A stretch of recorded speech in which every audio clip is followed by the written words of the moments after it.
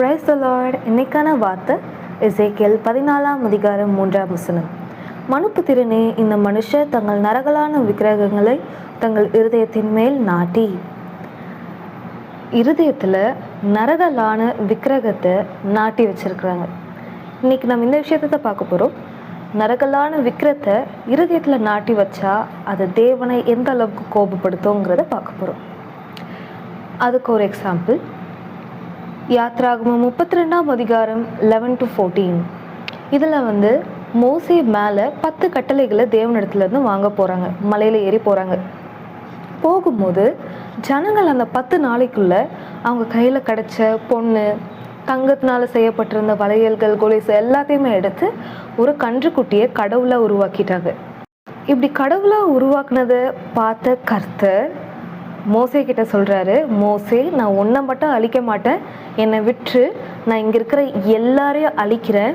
அவங்க என்ன பண்ணிட்டாங்க, என்னை வைக்க வேண்டிய இடத்துல ஒரு கன்றுக்குட்டி, ஒரு விக்கிரகத்தை நாட்டி வச்சுட்டாங்க, நான் அழிக்கிறேன் அப்படின்னு சொல்கிறாங்க. அப்போது ஆண்டவரை வைக்க வேண்டிய இடத்துல ஒரு விக்கிரகத்தை நாட்டும்போது தேவனுக்கு உக்கிர கோபம் வருது. நம்மளை அழிச்சிடணுங்கிற அளவுக்கு கோபம் வருது.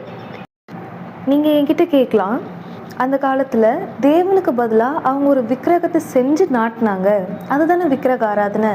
இருதயத்துலேயும் விக்கிரகத்தை நாட்டினா தானே தேவ கோபம் வருது, நான் விக்கிரக ஆராதனை செய்யலையே அப்படின்னு கேட்கலாம். விக்கிரக ஆராதனைனா சிலையை மட்டும் கும்பிடுறது இல்லை, தேவன் அல்லாததை கும்பிடுறது கிடையாது, சிலை வழிபாடு கிடையாது. வேதம் தெளிவாக சொல்லுது.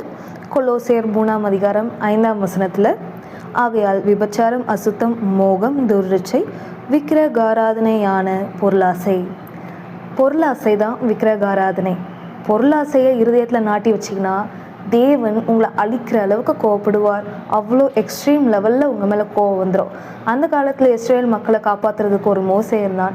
இந்த காலத்தில் உங்களை காப்பாற்றுறதுக்கு யாருமே இல்லைன்னா உங்களோட பரிதாபமான நிலை எங்கே இருக்குங்கிறத நீங்கள் ஃபஸ்ட்டு கேர்ஃபுல்லாக அனலைஸ் பண்ணி தெரிஞ்சுக்கோங்க.